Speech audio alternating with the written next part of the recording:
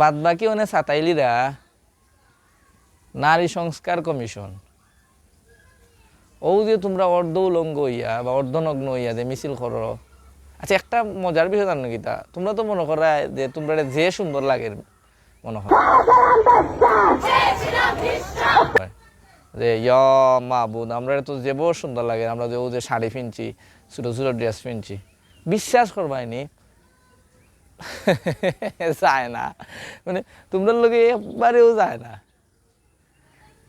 তোমরা নারী সংস্কার কমিশন সমান সমান অধিকার, হ্যাঁ, একটা তোমার কাছে একটা মেসেজ, একটা কথা মনে রাখো, যদি আল্লাহ না করুক কোনো পরিস্থিতি কোনো পুরুষ পড়ে, হ্যাঁ, এমন অবস্থা নয় যে রাত্রি যাপনটা করতে হবে রাস্তার মাঝে, এই পুরুষটা কিন্তু পারবো, হেও তো একটা রাস্তার মাঝে ঘুমাই রাত্রিটা যাপন করে নিব, বাট একটা নারী এটা পসিবল নয়।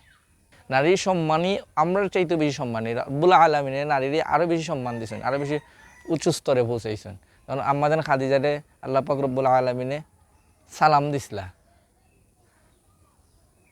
তো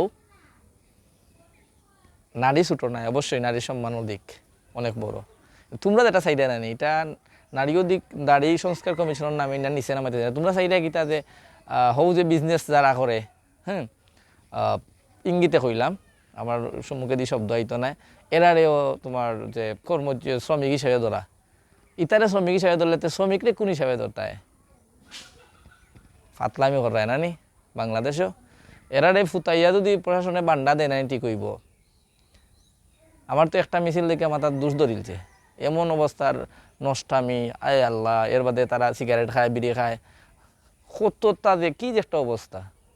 এটা বাদ দেও, বাদ দেওয়ার সময় আছে, ভালো হয়ে যাও।